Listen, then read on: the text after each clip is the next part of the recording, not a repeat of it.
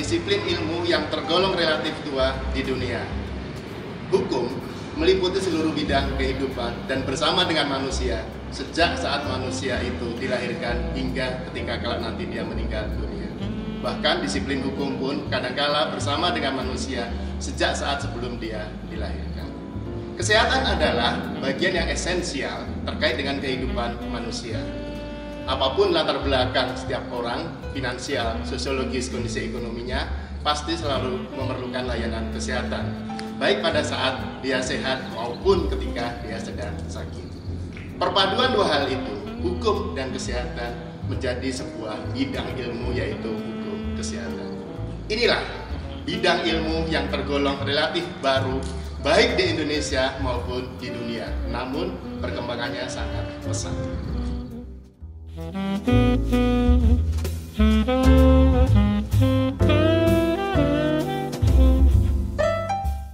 Hukum kesehatan akan menganalisis aspek hukum dari pemberi maupun penerima layanan kesehatan. Hukum kesehatan adalah disiplin ilmu yang masih sangat luas. Di dalamnya ada berbagai macam disiplin ilmu yang lebih spesifik. Di antaranya hukum kedokteran, hukum rumah sakit, hukum apoteker, hukum keperawatan, dan sebagainya. Kombinasi, harmonisasi antara berbagai disiplin ilmu itu ibarat merupakan mata air sumber keilmuan yang tidak akan lekang oleh waktu untuk dianalisis hingga sampai kapan.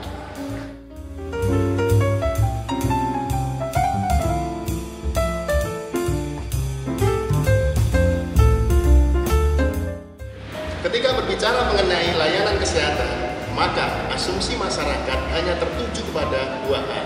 Yang pertama, masyarakat beranggapan ketika dia sakit, datang ke dokter, pulang dari dokter pasti akan sembuh. Itulah yang namanya resultat verbindens. Yang kedua, masyarakat beranggapan segala kegagalan dalam tindakan medis adalah malpraktik. Hukum kesehatan berusaha untuk memposisikan dua asumsi dari masyarakat ini secara proporsional.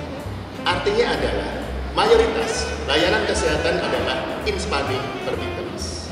Kegagalan dalam tindakan medis tidak hanya malpraktik medis, tapi ada beberapa faktor penyebab. Di antaranya adalah risiko medis, kecelakaan medis, contributory of negligence, dan sebagainya.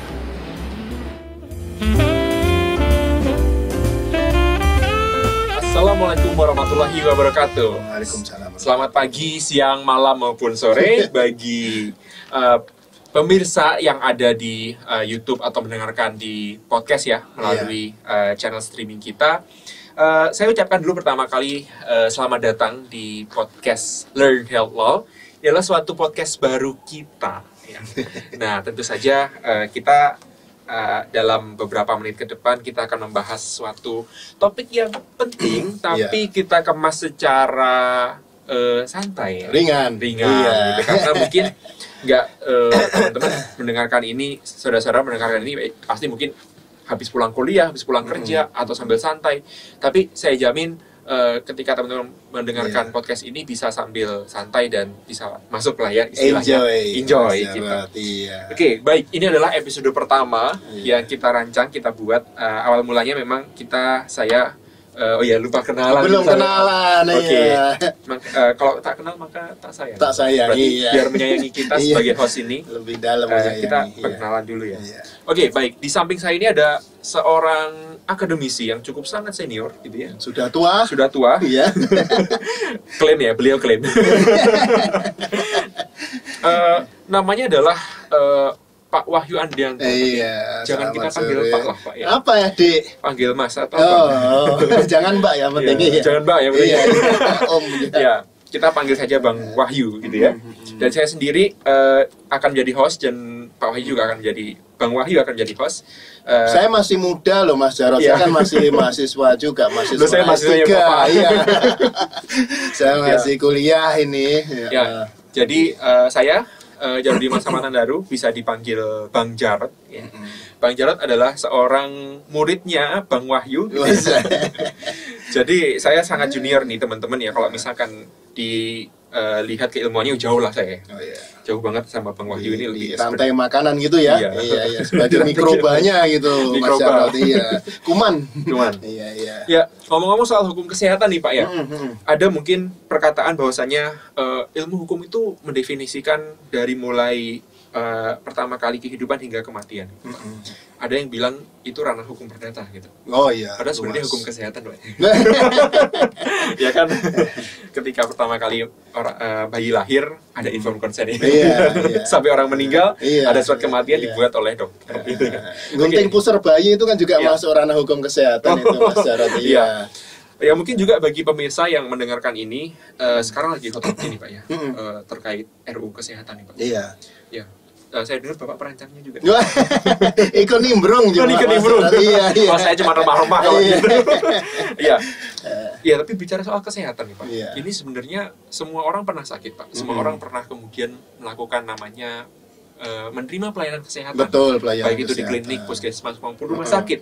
Atau sekarang teman-teman bisa melakukan pelayanan kesehatan hanya dengan ya klik di handphone, Ketik-ketik gitu dan kan, sebagainya, iya. pakai telemedicine gitu ya. Telemedicine. Nah, tapi ternyata ada satu keilmuan nih Pak ya, yang disebut itu hukum kesehatan Betul. atau health law. Head law. Atau kalau misalkan kita ke UK, kita akan menemukan medical law. Medical law. Dan ini Pak ya, kemarin saya kemudian coba melihat di internet gitu Pak.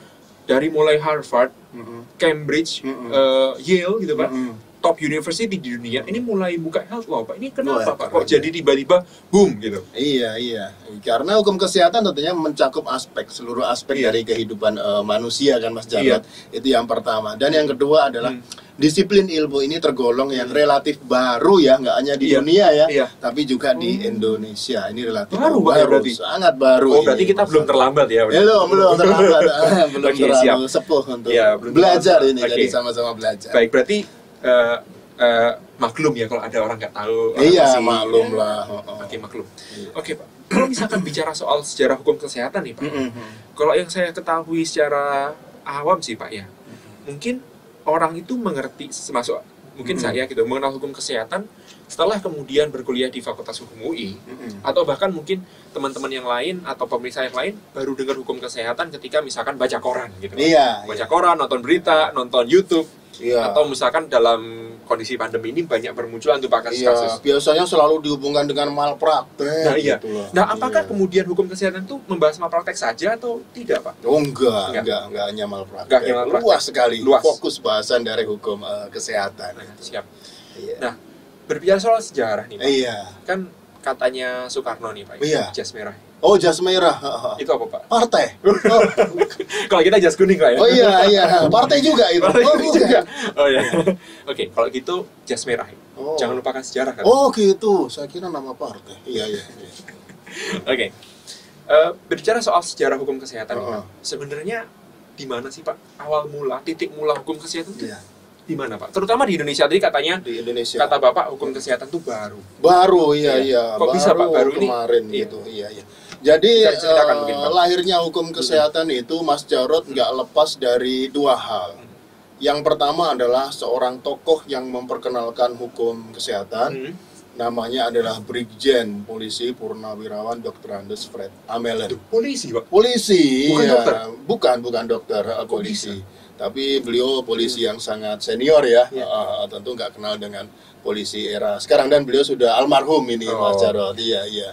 Beliau Brigjen. Tapi selain polisi, beliau juga pengajar, akademisi. Oh, baik. Waktu itu awalnya beliau mengajar mata kuliah pengantar ilmu hukum. Gitu. Oh, mata kuliah yang kita Sampai sayangi semua. suatu ketika disukai Mas Jarod, pasti sering ngulang mata kuliah ini, saking sukanya ngulang beberapa Ya, kali. biar meresap Biar gitu, Pak. lebih paham itu. Iya. Jadi kita itu ngulang itu karena dua hal Mas Jarod. Yang pertama biar lebih paham, yang kedua itu adalah bukti kita disayang oleh dosen. Oh, gitu, Pak. Iya. Ya, bagi teman-teman pendengar mahasiswa itu ya. positif tinggi Nggak kalau usah mengulang berkecil disayang dengan hati, dosen. nggak usah. Itu biar semakin paham. Pernah ngulang Pak? Pernah ya. Berarti disayang dosen. Iya. Kalau nggak gitu nggak jadi akademisi. Tapi yang pasti bukan hukum kesehatan ya, Pak? Bukan. Oke. Alhamdulillah langsung. Jadi perintisnya adalah seorang perwira tinggi Brigjen Polisi Purnawirawan Dr. Andes Fred Amelen. Beliau pada awalnya mengajar mata kuliah pengantar ilmu hukum. Sampai suatu ketika nggak sengaja ini Mas Jarod sebenarnya beliau bersentuhan dengan hukum kesehatan itu nggak sengaja gitu loh. Berarti kecemplung Mirip gitu, Pak? dengan kita pertama kenal itu kan nggak Iya. sengaja ya Mas ya.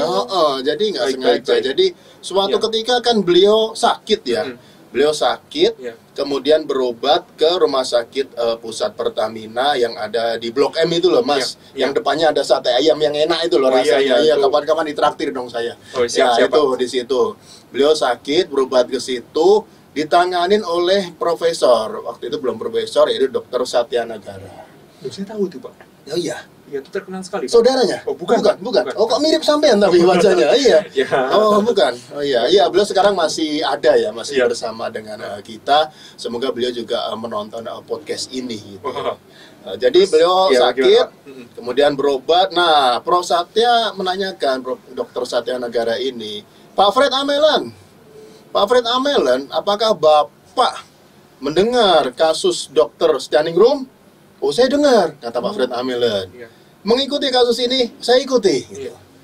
Baik Pak Fred Amelan, kalau gitu saya pengen nanya, Pak Fred Amelan, tolong saya dijelaskan hukum. Oh, paham, dijelasin. Kemudian tanya, bagaimana penjelasan Bapak mengenai kesehatan? Oh, bisa juga, karena saya akan kerja di rumah sakit. Ya, beliau juga legal advisor Iya. beberapa rumah sakit. Nah, kemudian pertanyaan ketiga, beliau nggak bisa jawab Pak Fred Amelan ini. Pak Fred Amelan, tolong saya dijelaskan hukum kesehatan. Dah, diem. Waduh, kalau hukumnya saya tahu. Saya kan ngajar Iya. PIH. Iya. Saya mengajar pengantar ilmu Iya. hukum. Kalau kesehatan, saya juga tahu. Iya. Saya kan legal advisor di beberapa rumah sakit. Tapi kalau dua istilah ini digabung menjadi satu, saya nggak tahu. Gitu. Nyerah gitu. Akhirnya, karena kebingungan beliau, dan beliau juga terus terang juga ini ya, tergelitik rasa ingin tahunya, beliau kemudian berusaha untuk mencari tahu. Mencari tahunya nggak jauh lah, beliau ke Amsterdam. Oh, cari tahu sampai ke Amsterdam, guys. iya. Kita Karena cari tahu cuma iya, paling Ya, ke Google. ini Cilacap kemana gitu kan. Iya. Cari tahu kan Sumedang gitu kan, iya. Nah, sampai ke Amsterdam, Universiteit van Amsterdam. Nah, di sana ada Keren. pakar hukum kesehatan Profesor HJJ Lennon. Masih Nah, hidup, beliau Pak, sekarang. sudah meninggal Oh, sudah dunia. meninggal juga. Istrinya masih ada profesor juga, beberapa kali ketemu dengan saya. Linen. Iya, iya. Nah, beliau belajar di sana. Kemudian setelah belajar, beliau kemudian pulang ke Indonesia. Waktu beliau pulang ke Indonesia, ini kasus Dr. Standing Room ini masih berproses, Mas Jarot. Oh, berarti ini Berproses. kasus besar, Pak. Kasus besar, Mas Jarot. Ini masih berproses. Hmm. Tapi belum berakhir. Hmm. Karena waktu itu berprosesnya habis dari PT Iya. Pengadilan Tingkat Tinggi keluar. Nah, saat itu sedang berproses di Mahkamah Agung. Iya. Pak Fred Amelan pulang ke Kasasi Indonesia. berarti. Waktu kasasi itu Pak Fred Amelan pulang. Nah, sampai di Indonesia Pak Fred Amelan kemudian memberikan masukan, membuat suatu tulisan lah. Iya. Ya entah, ya mungkin tulisan itulah yang dipakai sebagai salah satu pertimbangan, yaitu untuk mendefinisikan malpraktek dan bagaimana untuk membuktikan malpraktek yang dilakukan oleh dokter. Jadi awal mula hukum kesehatan itu lahir dari seorang tokoh yang memperkenalkan hukum kesehatan, yaitu Pak Fred Amelan. Dan awal pemicunya adalah karena kasus Dr. Setianingrum. Wah, berarti suatu kasus ya? Kasus ya. Kayaknya sih, Pak, kasus. kalau misalkan saya lihat pattern, Pak, ya, di Indonesia ini hampir perkembangan hukum karena ada kasus, Pak. Kasus ya. Berarti ini kasusnya bukan biasa-biasa, Pak, bukan ya? biasa-biasa. Nah, Karena apa yang membuat kasus Setianingrum ini sangat luar biasa hingga kemudian bisa bikin hukum loh, guys. Keren nggak? iya, Bisa bikin iya. satu keilmuan. Itu gimana, Iya. Pak, ceritanya? Karena kalau Ya. saya ditanya apakah kasus Dr. Setianingrum ini kasus yang pertama, bukan. Oh, bukan pertama. Bukan, karena tahun 1923 juga sudah ada kasus seorang mantri yang salah suntik sehingga pasiennya meninggal. Tapi kenapa nggak? Tapi kasus itu kan, ya tahu sendiri lah Mas Jor, kita masih zaman VOC kan. Jajah VOC, Iya, iya. jangankan mikirin kasus, makan aja susah gitu. Nggak sampai ke situ. Siap. Sekolah aja juga jarang Iya, iya. gitu. Akhirnya kasus itu hilang dengan sendirinya kan, Iya. kasus mantri itu. Nah, kemudian kasus Dr. Setianingrum ini muncul. Nah, disinilah mendapatkan perhatian besar. Terutama dari profesi medis, dokter dan profesi hukum. Berarti waktu itu kasus Dr. Setianingrum ini saking luasnya nih, Pak, ya? Saking hebatnya, saking gedenya ini menjadi perhatian ahli hukum, menjadi Iya, perhatian iya, dokter begitu iya. ya. Berarti ini malah kemudian Pak Fred Amlan ini jadi nggak konsultasi kesehatan nih Pak, malah konsultan hukum nih jadi. Oke, kita nggak bahas di situ. Kita mungkin lebih bahas ke, saya penasaran nih Pak, terkait kasus Dr. Standing Room. Kasus Dr. Standing Room. Iya, kasus ini sebenarnya kasus biasa ya Mas ya. Iya. Jadi Dr. Standing Room itu pada saat itu adalah seorang dokter alumni dari Fakultas Kedokteran Universitas Diponegoro yang ada di Semarang. Nah, kemudian beliau berdinas di sebuah puskesmas di kecamatan di kota kecil di Jawa Tengah, namanya Kota Pati. Kota Pati di Jawa Deket, Tengah, Pak. tahu kan? Dari Kita kampung yang kita. itu loh, dua kelinci itu loh, kacang Iya, dua kelinci iya, yang iya. Anda masih suka kan Mas Jarot? Tahun Iya. segitu. Iya. Itu seperti apa Pak di Pati zaman Oh, itu pasti Jawa sepi situ? banget, iya. Iya. Sepi banget. Nah, beliau bertugas di Iya. sebuah puskesmas nama di Kecamatan Wedari Jaksa di Wedari Pati, Jaksa. Jawa Tengah. Kasusnya sih simpel, Mas Jarot sebenarnya ya. Dokter Standing Room itu dokter umum gitu loh. Dokter Seorang dokter umum dinas di puskesmas. Jadi biasalah itu tahun 79 ya, zaman segitu ya. Iya. Seorang dokter biasanya pagi sampai siang dinas di puskesmas, sore sampai malam hari beliau praktek di rumah dinas kan seperti itu Iya. ya. Ayah saya kan juga dokter gitu kan. Sama rutinitasnya dengan beliau. Nah, suatu ketika di tanggal 4 Januari 1979 saat beliau praktek, beliau kedatangan pasien, Mas Jarot. Pasiennya namanya Nyonya Rusmini. Apakah si pasien ini menderita sakit berat, kronis? Enggak sih Mas, sebenarnya ringan sih sakitnya, penyakit rakyat gitu loh. Wah, apa itu penyakit rakyat? Demam, sampean kan pernah sakit Ya, demam semua lah, lah, Pak. iya. Penyakit rakyat, Pak. Saya Apalagi rakyat kalau juga. lagi jatuh cinta kan demamnya tambah berat kan itu biasanya. Iya. Demam membara. Iya. Nah, itu dia. Anda kan masih pernah demam. Nah, kemudian dicek, diperiksa, ya ternyata radang tenggorokan. Di radang tenggorokan itu yang bikin pasien demam. Nah, kemudian dokter Standing Room juga sebelum melakukan tindakan medis juga sebenarnya nanya ke pasiennya, Ibu pernah disuntik? Oh, pernah dokter. Biasalah orang zaman dulu kan kalau datang ke dokter tanpa disuntik kayaknya nggak periksa rasanya. Kurang afdol lah. Berarti nggak ini Pak lengkap. ya? Berarti kalau dulu tuh orang-orang, kalau Iya, misalnya kita main iya. sama kakek nenek sama orang Iya. tua, pasti jadi dokter biar bisa nyuntik orang. Bisa Oh, nyuntik gara-gara orang. itu ya? Iya, gara-gara itu. Berarti zaman dulu itu ketika dokter praktek pasti identik dengan suntikannya itu Pak ya? kurang lengkap lah. Ibarat masakan tanpa MSG lah kalau nggak disuntik itu Iya. Pak, kurang gurih Siap, gitu. siap.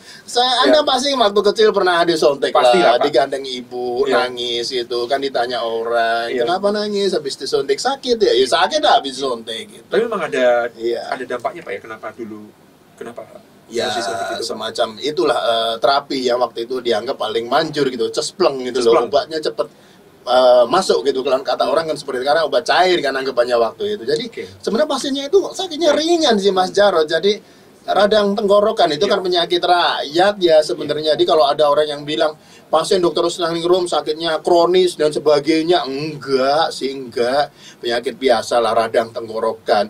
Kemudian disuntik, obatnya pun juga ya obat-obat rakyat lah, streptomycin lah biasa gitu kan. Iya. Nah, sebelum disuntik sebelumnya udah ditanya, pernah disuntik? Pernah gitu. Streptomycin nggak apa-apa kan? Nggak apa-apa, nggak masalah. Kemudian disuntik dengan streptomycin itu Iya. si Nyonya Rusmini ini si pasiennya itu. Kalau saya nggak salah usianya berapa ya? 36 tahun atau 26 tahun, saya agak lupa. Malum saya udah tua jadi kadang nggak lupa kalau urusan angka itu. Iya gitu. Nah, kemudian disuntik streptomycin. Selesai disuntik, masih di ruang periksa di rumah dinas itu, tiba-tiba pasiennya merasa mumet gitu loh, muter-muter seperti pusing, keringat dingin keluar, pengen muntah. Nah, Standing Room kemudian melakukan tindakan karena Standing Room melihat sepertinya ini pasien keracunan obat. Atau kalau bahasa Jawanya anafilaktik shock gitu namanya. Bahasa Jawa ya? Iya, bahasa Jawa Anafilaktik itu. shock. Anafilaktik shock. Iya, tulisannya, Pak. Iya, pakai hono coroko gitu, Mas. Anafilaktik Apa shock. Pak? Anafilaktik shock itu? Iya, dia alergi terhadap obat. Iya, alergi terhadap obat, anafilaktik Berarti shock bukan gitu. karena obatnya salah Pak ya? Bukan. Itu alergi terhadap obat. Bukan obatnya nggak salah. Standing Room udah sesuai dengan SOP. Faktor pasiennya ini. Iya, Oh, ada baik. faktor internal dalam tubuh, reaksi penolakan terhadap obat alergi. Kalau sekarang mungkin yang ngetren kalau orang Sunda bilang ya Stephen Johnson syndrome itu, Mas. Oh iya, bahasa Sundanya bahasa Stephen Johnson Sunda, syndrome. Stephen Johnson syndrome itu. Jadi kalau anafilaktik shock gitu. Kemudian pasien pengen muntah, lalu dokter Standing Room kan kaget juga. Waduh, ini anafilaktik shock ini. Dia nggak alergi terhadap obat, pengen muntah dok, pengen muntah. Akhirnya dilakukan tindakan pertolongan. Dokter standing room mengambil alat medis dari semacam besi gitu ya, tapi ujungnya bengkok gitu loh. Kalau ujungnya tajam bahaya, akhirnya dimasukkan ke mulut pasien. Kalau tembus kan bahaya, kayak film horor nanti Mas ya, itu Halloween itu nanti jadi ya gitu. Kemudian dimasukkan ke mulut pasien, pasien kemudian muntah. Nah, prediksi dokter setelah muntah kan selesai ya, fit kembali, bugar kembali. Ternyata pasien semakin lemes. Nah, dokter standing room kemudian menolong si pasien itu. Dilakukan pertolongan secara manual. Kedua, masih nggak menggunakan obat, tapi dengan cara-cara manual yang biasa di masyarakat waktu itu. Diberi minum, Mas Jarot. Minum apa, Pak? Kopi panas. Bukan jus gitu? Bukan. Coca-Cola juga bukan gitu. Jadi kok ini bukan pesan sponsor ya? Iya. Kopi panas. Saya nggak mau sebutin merek kopinya apa, nanti sponsor nanti. Iya, kopi panas tanpa gula ya. Iya. Itu efek ya. Kalau misalkan kita minum kopi itu biasanya langsung detox. Langsung detox, tapi tanpa gula ya. Tanpa gula. Kalau pakai gula langsung nanti naik gitunya, kadar gula dalam tubuh itu nggak bagus juga, terutama buat penderita diabetes gitu kan. Jadi dikasih kopi tanpa gula, diminum. Nah kan detox ya, itu harusnya ya keluar racunnya. Tapi ternyata si pasien Nyonya Rusmi ini semakin kehilangan kesadaran dia. Kehilangan kesadaran, mulai ngigo. Nah kemudian dilakukan pertolongan medis. Dilakukan suntikan. Yang pertama disuntik dengan kortison, obat anti alergi disuntik. Pasiennya semakin parah, nggak sadar. Yang dikeluar dari mulut pasien suaranya cuma dia manggil-manggil nama anaknya waktu itu. Iya, manggil nama anaknya gitu. Saya lupa nama anaknya, yang jelas bukan Jarot sih nama anaknya gitu. Iya, saya lupa. Atau bukan Irwan juga ya, saya lupa gitu nama anaknya. Kemudian disuntik kortison, obat anti alergi. Nggak ngefek juga. Disuntik obat anti alergi yang kedua, dosisnya lebih besar ini Mas Jarot, Deladril. Ternyata diraba, jantungnya semakin lemah gitu loh. Nadinya semakin lemah. Nah, kemudian dilakukan suntikan ketiga, yaitu untuk memacu denyut jantung, yaitu adrenalin. Ternyata setelah suntikan ketiga ini pun juga nggak sadar si pasiennya ini. Kemudian standing room mengambil tindakan, ini harus dirujuk. Tapi ingat Mas Jarot, ini tahun 1979. Anda saya yakin belum lahir gitu. Pasti, Pak. Karena saya pun juga masih pakai Pampers waktu itu, ya masih baru lahir gitu. Saya belum direncanain, Pak. Belum. Dirakit pun juga belum, di assembly juga belum. Itu Anda belum lahir. Ini tahun 79 Mas Jarot ya. Jangan Anda bayangkan seperti kondisi sekarang. Misalnya kondisi sekarang Anda kan hidup di Jakarta, enak lah. Belum ada ojol, Pak ya? Ojol belum ada, brojol ada gitu. Orang yang lahir nggak ditolong atau apa kayak gitu. Nah, Anda kalau sekarang Anda pinggir jalan pun ojol juga datang, taksi juga datang. Ini tahun 79. Nggak bisa telepon gitu, Pak? Nggak bisa, temen dicolokin kemana Mas ke hidung sampean gitu, ini nggak bisa. Iya. Jadi nggak, ampun deh pokoknya.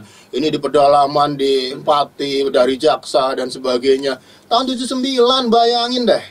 Jalan aja masih mayoritas belum ada aspal. Nyari mobil buat ngerujuk si pasien bukan perkara mudah Mas Jarot. Kalau sekarang gampang lah nyari mobil gitu. Tinggal berdiri pinggir jalan banyak mobil, nyari mobilnya susah. Akhirnya nyari kemana-mana, susah banget. Akhirnya ditemukan sebuah mobil waktu itu kan, kalau nggak salah milik kecamatan waktu itu. Kemudian pasiennya kemudian dirujuk ke rumah sakit RAA Suwondo yang ada di Pati dengan mobil ini rumah sakit Pati yang jaraknya sebenarnya 5 km atau apa dari tempat apa? Nggak gitu jauh, tapi ini tahun 79 Mas. Nggak bisa disuruh jalan sendiri Pak? Nggak bisa, ini orang sakit. Apa yang jalan sendiri mobil hantu Mas kalau jalan sendiri gitu. Jadi nggak dia kan ini sampai di rumah sakit, perjuangannya luar biasa kan jalan ke rumah sakit itu. Nah akhirnya pasien hanya bertahan selama 5 menit dan kemudian meninggal dunia. Nah permasalahan ini sebenarnya sepele ya, sebenarnya nggak ada sepintas, nggak ada efek apa-apanya. Ya orang meninggal dunia di rumah sakit, di UGD itu kan wajar ya Mas Jarot ya. Ya orang sakit kan ya. Iya. Kakekmu meninggal di mana? Di UGD, oh sakit pasti gitu. Normal itu Pak. Normal. Kakekmu meninggal di mana? Diskotik. Oh, itu nggak normal itu kalau kayak gitu. Iya, clubbing dia gitu. Tapi kalau meninggal di UGD sih nggak masalah kan. Tapi ternyata Mas Jarot ada efek lain. Suami dari pasien kemudian mempermasalahkan kasus ini karena hukum. Sebentar. Iya. Kenapa Pak? Karena suaminya, terus terang suaminya kan anggota TNI dan beliau udah mengerti lah. Paham lah termasuk mengenai ranah hukum pidana dan sebagainya. Tapi kan kematiannya ini karena bahasa Sundanya apa tadi? Anafilaktik shock. Stephen Johnson syndrome Iya, yang saya tulis pakai Honocoroko tadi, iya itu. Itu kan orang nggak tahu itu Mas Jarot. Kan kalau orang awam melihat ini datang ke dokter sakit, pulang meninggal, salah pasti. Ada something wrong kan, pendapat masyarakat seperti itu Mas Jarot. Mana tahu waktu itu ini semacam ada anafilaktik shock dan sebagainya, dibawalah ke ranah hukum. Tuh judulnya adalah pidana kemudian. Nah sebenarnya pada saat diproses di pengadilan ini si suaminya juga berusaha untuk narik lagi, jangan diproses, tapi kan udah masuk nggak bisa. Kenapa gitu. Narik lagi Pak? Karena sadar bahwa ini dokter sebenarnya udah usaha maksimal dan dia termasuk satu-satunya dokter yang ada di situ, jadi disayang banget oleh masyarakat yang ada di situ. Dokter standing room ini kesayangan sebenarnya, kesayangan masyarakat yang ada di situ. Begitu baiknya beliau terhadap masyarakat, dekat banget sama masyarakat. Nah kemudian diproses di Pengadilan Negeri Pati di Jawa Tengah. Pasal yang dikenakan adalah pasal 359 KUHP. Kelalaian yang menyebabkan matinya orang. Betul sekali Mas Jarot, iya itu. Oh, pantesan ya. Bener ya guys. Hati-hati kalau misalkan pakai pidana tuh Pak ya. Iya. Kalau udah walaupun kita damai, waduh nggak bisa. Nggak bisa ditarik Pak ya. Bisa. Iya. Kalau misalkan kita belajar PIH tadi, ya kan? PIH. Mata kuliah yang kita cintai bersama. Iya. Ya memang kalau misalkan kita belajar pidana ya, ranah pidana ini efeknya memang ultimum remedium. Ultimum remedium, ya. Artinya kalau misalkan kita sekalinya melakukan tuntutan, nggak bisa tarik lagi, Pak. Nggak bisa. Karena memang hadapannya dengan masyarakat. Iya. Ada kewenangan negara di situ. Berarti bagaimana, Pak? Kalau misalkan tadi suaminya Rusmini ya, itu sudah berdamai dengan dokter Standing Room.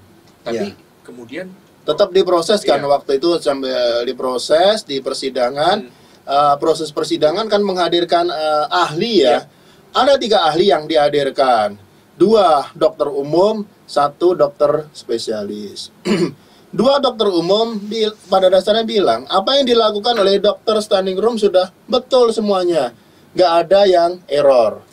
Tapi si dokter spesialis bilang apa yang dilakukan oleh dokter standing room error gitu, jadi nggak sesuai gitu, dan kurang berusaha secara maksimal. Akhirnya yang dijadikan pegangan oleh hakim adalah pendapat ahli ini, dokter spesialis ini. Dokter standing room kemudian dihukum dengan hukuman 3 bulan penjara dengan 10 bulan masa percobaan. Udah inkrah itu Pak? Di tingkat PN dihukum seperti itu, tapi pengacaranya kemudian melakukan banding. Jadi kasus ini terjadi tahun 79, kemudian keluar putusan PN tahun 81, agak lama. Kemudian diajukan banding. Nah, putusan PT kemudian memperkuat juga putusan tingkat PN, putusan tingkat Pengadilan Tinggi Jawa Tengah di Semarang waktu itu kemudian memperkuat putusan PN Pati. Gitu. Jadi putusan Pengadilan Tinggi itu keluar tahun 82. Lama sekali. Iya, tapi antara PNPT cepat Mas Jarot. PNPT cepat, dia jaraknya dekat gitu. Jadi waktu itu didampingin oleh tim kuasa hukum dari Fakultas Hukum Universitas Diponegoro ya. Bukan di Ponorogo ya, di Diponegoro ya. Itu jauh banget ya. Diponegoro di Semarang gitu. Di Ponorogo reok gitu. Ya. Jadi didampingin oleh pengacara dari Fakultas Hukum Universitas Diponegoro, Semarang. Nah, pada saat tingkat PT inilah kita flashback lagi ke Pak Fred Amelen tadi kan ya. Pak Fred Amelen baru pulang dari Amsterdam, kemudian bikin artikel dan sebagainya. Ada beberapa poin Mas Jarot yang ditulis di artikel itu. Yang pertama, untuk membuktikan kesalahan seorang dokter, maka harus dibandingkan dengan dokter lain yang average. Average itu rata-ratanya sama, Jadi kalau dia dokter umum, pembandingnya harus dokter umum juga. Kalau dokter spesialis juga, dokter spesialis juga. Tapi dengan catatan harus dari spesialis yang sama. Jangan sampai spesialisnya nggak sama. Kasusnya dokter kulit, spesialisnya mata, ya nggak nyambung Mas. Berarti sebentar. Keterangan ahli di pengadilan. Nah, ada yang nggak average ya. Harusnya yang average-nya adalah beliau dibandingkan dokter standing room ini. Kalau menurut Pak Fred Amelen di artikelnya waktu itu beliau bilang bahwa dokter standing room harusnya pembandingnya adalah dokter umum juga gitu. Ya karena gimana pun kan standarnya harus sama dokter umum. Iya. Misalnya Mas Jarot kuliah perdata gitu kan, ditanya mengenai jelaskan pengertian dari perbuatan melawan hukum. Mas Jarot S1 tapi pembandingnya profesor gitu. Belum tentu sama jawabannya, Mas. Beda average-nya gitu. Mas Jarod mungkin jelasin pasal 1365 dan sebagainya. Tapi si profesor bisa jadi banyak sekali jawabannya gitu. Mungkin jelasin hipotesa dan teori hukum, filosofis dan sebagainya. Apakah jawaban Mas Jarod salah? Enggak. Jawaban Mas Jarod benar untuk standar S1. Jawaban profesor benar untuk standar S3 atau profesor atau guru besar. Jadi itulah, harusnya pembandingnya adalah average yang punya rata-rata sama. Jadi kalau beliau dokter umum, ya pembandingnya juga dokter umum. Itu makanya di situ ada pembandingan yang enggak average. Yang kedua, Dr. Staningrum dinas di pedalaman Pati, Jawa Tengah. Kondisinya di pedesaan. Ahli, salah satu ahli dinas di Jakarta. Tentunya kondisinya beda sekali. Dibanding sama Pati, guys. Iya, beda banget. Makanya ada beberapa hal yang disampaikan oleh ahli itu nggak bisa diterapkan. Misalnya Dr. Staningrum harus melaksanakan skin test terlebih dahulu. Tes alergi itu Pak ya? Iya, atau menyediakan alat kejut jantung gitu. Ini kan di pedalaman Pati ya. Listrik aja belum tentu nyala ya 24 jam. Saya alamin sendiri waktu tahun 79 zaman saya jantung mati sedesa itu Pak. Iya, langsung kayak yang di iklan itu, baterai itu langsung mati satu kecamatan di desa. Iya. Terus dicolokin di mana itu alatnya itu? Ke hidung Mas Jarod kan juga nggak mungkin lah kayak gitu. Iya. Terus harus menyediakan infus dan sebagainya. Itu suatu suatu pandangan yang sangat kontradiktif antara di desa dengan di kota. Itu pun nggak imbang. Nah akhirnya panjang ini Mas Jarod. Tahun 84 barulah keluar putusan Mahkamah Agung yang membebaskan Dr. Staningrum. Kok akhirnya bisa bebas? Bebas karena menurut Mahkamah Agung ya seperti itu, mirip dengan yang ditulis oleh Pak Fred Amelen tadi. Tapi saya nggak tahu apakah Hakim Agung itu mengambil pendapat atau terinspirasi dari pendapat Pak Fred Amelen, saya nggak tahu juga. Karena pertimbangannya mirip gitu dengan yang ditulis oleh Pak Fred Amelen. Tapi buat saya ini nggak apalah pertimbangannya. Yang penting ini adalah jurisprudensi yang memang sampai sekarang masih dipergunakan gitu. Ada beberapa poin yang menarik yang memang menjadi acuan. Alhamdulillah hingga hari ini Dr. Staningrum masih ada bersama dengan kita, masih sehat ya, semoga beliau panjang umur lah, dia masih tetap bersemangat memberikan kontribusinya yang terbaik, dan kita patut berterima kasih ke beliau ini Mas Jarod, karena berkat beliau ya kita di Indonesia itu kemudian kenal dengan hukum kesehatan gitu loh. Jadi kalau tanpa beliau saya rasa kita nggak bakal kenal ini hukum kesehatan. Meskipun pada saat kasus Dr. Staningrum itu terjadi ya Mas Jarod ya, di luar negeri sudah ada konferensi hukum kesehatan ke-6 tingkat dunia, WAML. Udah ke-6? Kita akan sering ikut tiap tahun kan ya. Terakhir kemana? Kemarin Australia gitu kan. Ya itu udah ke-6 di Belgia, waktu di Caen, Belgia gitu. Tapi di Indonesia masih ngeblek ya. Kita sebagai anak bangsa harus berterima kasih lah kepada Dr. Staningrum itu. Karena berkat beliau kita bisa mengenal ilmu hukum yang menarik ini, yaitu hukum kesehatan. Kalau buat saya, hukum kesehatan bukan sekedar ilmu hukum, tapi ini adalah seni. Bagaimana kita seni menerapkan asas-asas hukum itu secara tepat, bukan sekedar benar dalam kasus gitu. Menarik sekali ya berarti. Jadi terima kasih sekali Dr. Staningrum. Semoga beliau menonton. Ini benar-benar blessing in disguise gitu Pak. Kata bahasa Betawinya. Iya. Blessing in disguise. Iya. Ya memang di antara kesulitan ada kemudahan. Betul. Dengan kasus Dr. Staningrum ini.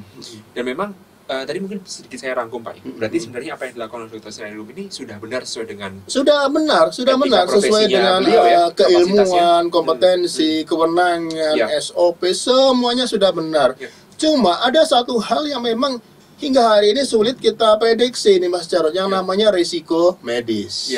Nah, istilah kerennya kan anafilaktik shock tadi kan. Anafilaktik shock kemudian bentuknya kan bisa macam-macam, ada Stevens-Johnson syndrome atau macam-macam lah bentuknya gitu.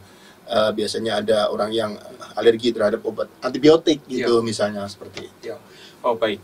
Berarti ya udah jelas ya tadi ya tentang kasusnya Dr. Staningrum. Tapi kita move on nih ke bagian berikutnya. Kasus apa yang lain? Enggak apa. Atau Mas Jarod mau bikin kasus? Wah, bahaya ya. Iya. Kita fokus dulu Pak ke Iya. Dr. Snydroom ini. Kira-kira kan tadi Bang Wahyu sudah menjelaskan panjang dan lebar nih terkait Dr. Snydroom. Tapi memang ada satu aspek yang menarik nih Bang. Kalau misalkan saya, istilah kalau orang Jawa dipetani nih. Dipetani. Bahasa Inggrisnya dipetani. Nyari kutu ya. Nyari kutu. Oke. Saya jadi ingat monyet di rumah saya. Ini saya kan nyara monyet, ya suka nyari kutu ini dia. Akhirnya kalau misalkan kita petani dalam ya, berarti ini dong Bang, kita bisa melihat zaman dulu dokter praktek ini benar-benar resikonya ditanggung sendiri. Iya. Berarti udah sekolahnya susah, ya kan? Iya.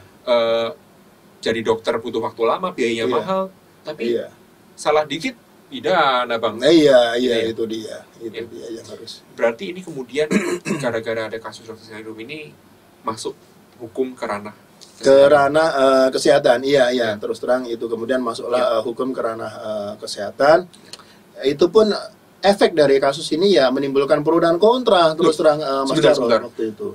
Ada pro dan kontra. Ada pro dan kontra. Berarti nggak semua dokter seneng diatur hukum. Nah, itu dia. Waktu itu ada pro dan kontra. Terus terang ayah saya kan dokter juga waktu itu. Jadi kita berada di keluarga yang kena shock juga gara-gara ada permasalahan ini gitu.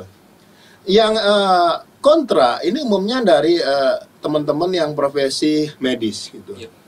Teman-teman dari profesi medis menyampaikan bahwa hukum nggak perlu masuk, hukum nggak perlu intervensi dalam dunia medis, dalam dunia kedokteran, karena pada saat itu sudah ada kode etik kedokteran Indonesia, jadi tidak perlulah ada intervensi dari hukum.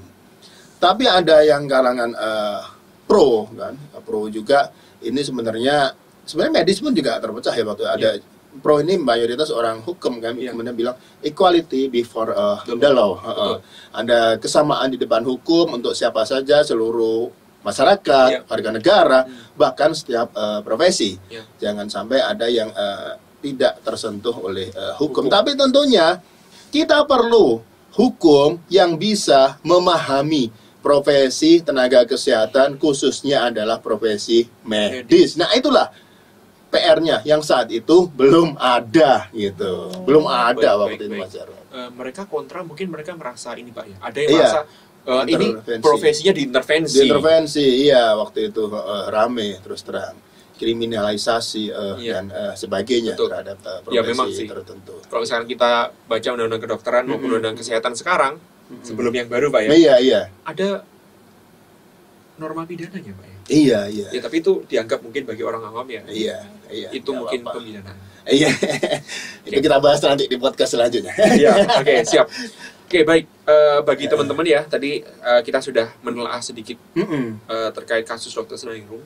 Intinya kalau misalkan kita pelajari ya bukunya Pak Fred Amelin dan kita pelajari soal kasus Dr. Snydroom ini, memang terjadi adanya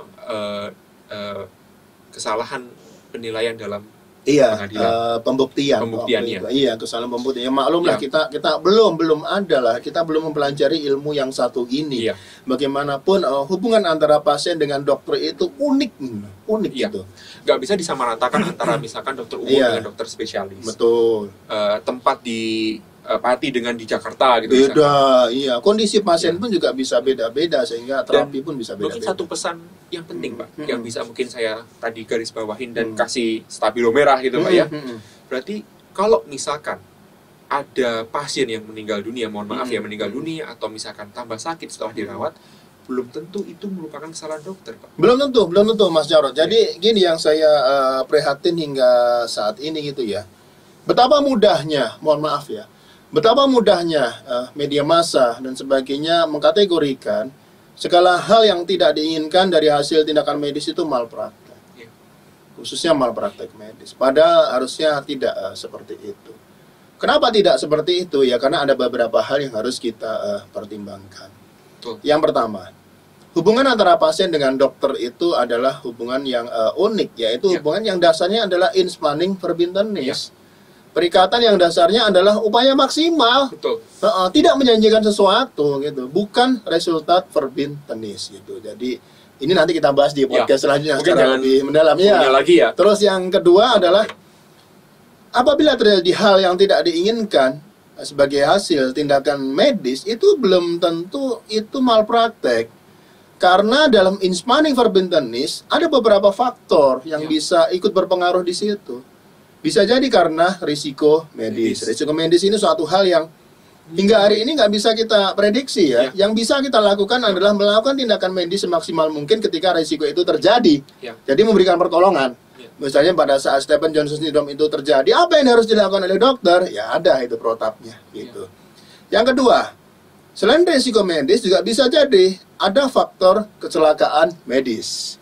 Nah, ini bisa jadi karena ada faktor eksternal, sudah si dokternya sudah berupaya maksimal, ternyata ada kecelakaan medis Ya. kan. Misalnya listrik tiba-tiba mati saat pembedahan, kemudian genset nggak nyala, atau ada alat medis yang meledak dan sebagainya, atau tertukarnya gas O2 Ya. dengan CO2, bukan kesalahan dokter. Ya. Yang ketiga, bisa jadi karena ada contributory of negligence, kontribusi kesalahan pasien gitu. Berarti pasien bisa salah juga. Bisa, misalnya Mas Jarod jadi pasien seorang dokter, habis tanganin. Mas Jarod nanti minggu depan kontrol lagi. Nah, tapi Mas Jarod ini badungnya nggak ketulungan. Mas Jarod nggak mau balik lagi ke dokter, ngerasa udah sehat, kemudian Nggak mau minum sakit. obat gitu ya, Pak? Nggak mau minum obat, baru minum obatnya sekali, ngirit lah, sehari 3 kali cuma minum sekali. Kemudian udah ngerasa sehat, atau sakit lagi ternyata Mas Jarod itu nggak kembali lagi ke si Ya. dokter itu, Ya. tapi ke dukun misalnya seperti Betul, itu, betul. atau ke dokter lain, misalnya ada dokter yang cantik atau apalah saya nggak tahu. Kemudian Mas Jarod ke situ, tapi nggak ke si dokter ini. Nah, di sini ada contributory of negligence. Terus itu hal-hal yang berkecimpung di dalam sengketa medis bisa menyebabkan kegagalan dalam terapi. Ya. Nah, untuk mengkategorikan tindakan medis itu malpraktek, ya paling enggak harus memenuhi 8 langkah. Ini nanti kita bahas di Oke. podcast selanjutnya. Selanjutnya ya, Kita kita tahan bahas. saja di Oke, sini. kita tahan Kita di sini. fokus ke Mungkin Dr. tadi kita Staningrum. balikan bola lagi ke masalah Dr. Staningrum ya. Tadi memang kasusnya ini kemudian menimbulkan adanya perkembangan Iya. hukum kesehatan Iya. gitu ya. Termasuk satu hal Pak yang saya pelajari ya. Bahwasannya kasus Dr. Staningrum ini telah merubah pola hubungan dokter dan Iya, pasien betul. dari paternalistik menjadi partnership. Dari paternalistik menjadi partnership. Itu Jadi bagaimana Pak? Apa sebelum itu paternalistik, kasus Pak? Dr. Staningrum itu terjadi ya, hubungan antara pasien dengan dokter itu lebih condong ke paternalistik. Tapi kemudian setelah kasus itu terjadi, hubungan pasien dengan dokter condong ke partnership. Paternalistik istilah kasarnya adalah hubungan antara orang tua dengan anak. Anak yang baik harus nurut ke orang tuanya. Bentar, gitu loh. berarti kalau zaman dulu dokter, mohon maaf nih, Mm-mm. nyuruh pasiennya nyemplung sumur Pak. Oh iya, iya, tapi nggak ada dokter seperti itu. Iya, jangan, iya. Kecuali inilah orang tua atau apa gitu. Berarti Ya, pasien harus tunduk mati dengan dokter. Iya, pasien gini, paternalistik, hubungan antara orang tua dan anak, hubungan antara atasan dengan bawahan. Ciri khasnya adalah ada beberapa poin, Mas Jarod. Yang pertama, pasien tidak sadar bahwa dia punya hak. Betul. Misalnya, dia nggak sadar dia punya hak atas informasi gitu loh.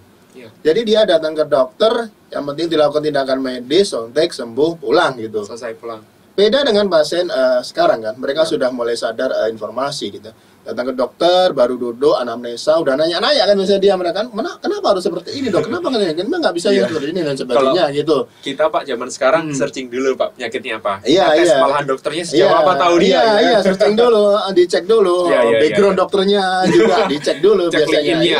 Iya, saya nanya, Research. cek dulu. Ya kalau dulu enggak, dia nggak sadar bahwa dia punya hak atas informasi. Yang kedua, pada saat itu pasien tidak pernah mempertanyakan hasil dari tindakan medis. Apapun hasil tindakan medis, ya dianggap sudah yang terbaik gitu loh. Mereka pasrah dengan hasil apapun dari tindakan medis. Tapi setelah itu, setelah ada gugatan, tuntutan terhadap Dr. Staningrum dan sebagainya, muncullah permasalahan hukum, tuntutan, gugatan dan sebagainya. Kalau berdasarkan gugatan, kalau pidanakan tuntutan itu, khususnya terutama setelah periode reformasi setelah tahun 98 itu Siap. puncak-puncaknya itu Mas Jarod, puncak-puncaknya di mana gugatan dan sebagainya terhadap teman-teman medis itu naik gitu loh, trennya naik gitu. Meskipun ya saya nggak semuanya, cuma malpraktek itu cuma sebagian kecil kalau buat saya itu. Jadi sengketa medis itu sebenarnya apa sih penyebabnya? Mayoritas karena informasi. Kalau saya baca jurnal 70% karena informasi. Oleh karena itu Salah ngerti. iya, Salah iya. paham. Makanya hubungan paternalistik, kalau saya ditanya apakah hubungan paternalistik itu nggak bagus, ada poin yang bagus loh Mas Jarod. Apa Dari itu, Pak? hubungan paternalistik yang sekarang harusnya Ada. kita lestarikan itu Mas Jarod. Apa itu, Pak? Informasi harus jalan dalam hubungan antara pasien dengan dokter. Gini loh Mas Jarod, kalau zaman dulu pada saat kasus dokter Sani Ruminti, pada saat hubungan paternalistik, Mas Jarod datang ke dokter. Ya. Datang ke dokter, biasanya udah disambut sapaan dokter. Selamat sore Mas Jarod, silakan duduk. Apa keluhannya? Ditanya macam-macam. Kuliahnya di mana? Dan itu kan suatu hal yang informatif, kedekatan hubungan itu loh. Diterima dokter yang sangat informatif. Paling nggak dengan kondisi seperti itu, ya paling nggak dengan separuh lah, paling nggak dengan berapa persen dari penyakit pasien itu udah sembuh gitu loh. Karena secara psikis dia dilayani oleh dokter yang ramah, bersahabat, bersahaja dan sebagainya. Makanya pada zaman itu hubungan antara pasien dengan dokter itu erat Mas Jarod. Gak cuma di ruang praktek pun juga bisa jadi cerita macam-macam gitu. Bapak saya dulu dapat jodoh juga pasiennya gitu waktu itu karena cerita macam-macam gitu. Iya. Ada hubungan interpersonal itu. Interpersonal itu penting banget itu. Jadi saya pesan ke teman-teman dokter memanusiakan manusia. Iya, nguwongke. Nguwongke bahasa Jawa nih. Misalnya pasiennya disalamin, diajak ngobrol dan itu udah mendekatkan emosi gitu loh. Hubungan sentuhan personal itu penting sekali gitu. Beda dengan zaman sekarang gitu loh Mas Jarod, itu yang saya agak prihatin karena hubungannya lebih ke alat-alat medis gitu loh. Datang di ruang periksa, ya udah langsung ke lab, kemudian cek ini, cek itu dan sebagainya tanpa ada arus informasi. Padahal informasi itu penting. Kalau saya baca di jurnal 70% sengketa medis sebenarnya itu masalah informasi yang nggak jalan sebagaimana mestinya. Kadang-kadang nggak ada hubungan interpersonal. Bisa jadi pasien mendapat informasi tapi minim. Pasien dapat informasi tapi dalam bahasa yang dia nggak paham. Seperti Mas Jarod pakai bahasa Jawa tadi kan, anaphylactic shock atau bahasa Sunda yang Stephen Johnson syndrome dan sebagainya, itu kan kalau saya kan belum tentu paham itu kan. Ngomong apa kamu? Iya kayak gitu. Belum tentu paham gitu loh. Jadi informasi itu penting gitu loh. Dari ada itu masa peninggalan paternalistik yang harus kita lestarikan itu loh. Sentuhan personal dari dokter kepada pasien itu penting sekali. Oh, siap. Siap. Ini banyak pelajaran Pak yang kita banyak pelajaran dari baru sedikit dari kasus dokter Staningrum yang jelas ya. Gimana ya, saya kayaknya terima kasih ada nggak cukup lah buat beliau ini dokter Stani. Ya kita doakan aja semoga beliau sehat selalu, bahagia, berkah keilmuannya dan sebagainya. Jelas kita jangan berhenti untuk mendoakan beliau. Ya, udah seperti kuliah 3 SKS ini Pak ya. Iya, siap. Baik. Terima kasih banyak sama-sama atas penjelasannya. Hari ini kita mendapatkan pencerahan ya, ilmu yang sangat berharga soal sejarah. Jangan anggap remeh ya sejarah ini. Betul. Karena sejarah ini bisa membangun mindset saudara-saudara, pemirsa untuk memahami lebih jauh terkait apa itu hukum kesehatan. Makanya kenapa kemudian kata Soekarno tadi benar Pak ya? Betul. Jas merah bukan jas kuning. Bukan. Makanya kasus Dr. Staningrum ini menjadi jurisprudensi Mahkamah Agung. Artinya sebuah putusan yang sampai sekarang harus bisa menjadi bahan pertimbangan untuk kasus sengketa medis. Ya, kita sebagai ahli hukum juga saya sadari Pak, kita harus kemudian membuka kasus-kasus yang lama lagi. Betul sekali. Karena walaupun itu sudah sejarah, walaupun hukum yang digunakan tidak berlaku, tapi prinsipnya masih ada. Dasar-dasar akar-akarnya masih ada. Walaupun Indonesia bukan suatu negara yang menggunakan stare decisis Pak, dia kemudian mengambil putusan hakim terdahulu, tapi Amerika kayak US gitu, tapi itu menjadi suatu pelajaran penting. Ya, baik. Ya, bagi teman-teman yang menonton ini, rekan-rekan yang menonton ini, pemirsa yang menonton ini yang mungkin backgroundnya hukum gitu ya, jangan malas-malas buka buku sejarah. Gitu, karena penting juga dalam membahas keilmuan sejarah ini, khususnya hukum kesehatan ya, yang ternyata punya sejarah dan sejarahnya sangat penting sekali, di mana sejarah tersebut kemudian memberikan warna ya, dan menentukan prinsip hukum kesehatan itu sendiri. Ini keren sekali. Ya mungkin tadi ada sekilas-kilas cuplikan hal-hal lain gitu ya, seperti tadi malpraktik. Ya. Atau mungkin soal apa Pak tadi, kewajiban dan hak pasien dan dokter. Mungkin kalau misalkan kita bahas akan kita buat ke episode-episode berikutnya pasti ya tentu. Nah tapi buat rekan-rekan saudara sekalian dimanapun Anda berada, silakan bisa join diskusi ini Ya. dengan cara kemudian langsung saja komentar di bawah ini ya. Kalau di teman-teman melihatnya di video YouTube gitu ya, silahkan kemudian tulis komentar di kolom video YouTube ini. Ya. Kalau misalkan tidak melihat video kami, tidak melihat wajah kami, tapi mendengarkan suara kami yang indah ini di ya software podcast atau siaran podcast yang Anda gunakan saat ini, ya Anda bisa kemudian mengirim email kepada kami seperti email yang di atas ini. Oh, siap. Iya, silakan berkirim email. Dan jangan lupa untuk kemudian memfollow Twitter kami, bisa join juga diskusi Twitter. Silakan retweet tweet kami, dan kami juga akan rajin untuk membahas peristiwa-peristiwa terkini, Pak ya. Oh, iya, masalah-masalah terkini soal hukum kesehatan. Dan sifatnya podcast ini adalah Learn Health Law ini adalah open ya. Artinya kemudian kita bisa membuat suatu konten berdasarkan pendapat dan request dari saudara-saudara sekalian, dari pemirsa sekalian. Karena di sini kita sama-sama semua belajar, kita sama-sama kemudian mengeksplor. Saya juga masih mahasiswa, lagi disertasi ini. Iya. Saya sendiri bukan mahasiswa, Iya. akan menjadi mahasiswa lagi di S3, nanti PhD mungkin. Ya, baik. Terima kasih atas partisipasi rekan-rekan sekalian, dan stay tune melalui Instagram. Tapi terus terang saya terima kasih sekali kepada Dr. Standing Room ya. Semoga siap. Beliau ini utamanya menyaksikan podcast ini. Ya, semoga ya ini amal jariah ya Pak ya. Iya, insya Allah terus mengalir. Baik, terima kasih para pemirsa dimanapun Anda berada, baik pendengar maupun penonton video ini. Semoga materinya bermanfaat. Jangan lupa untuk kemudian memfollow kami di akun Twitter maupun kemudian stay tune juga kalau misalkan mau update, silakan lihat di channel-channel YouTube kami ini di atas ini. Mungkin sekian aja kita cukupkan. Di episode kedua nanti mungkin kita menunggu pendapat dari teman-teman apa yang seharusnya kita bahas. Kita eksplor lebih lanjut. Oke, terima kasih. Stay tune on Learn Health Law.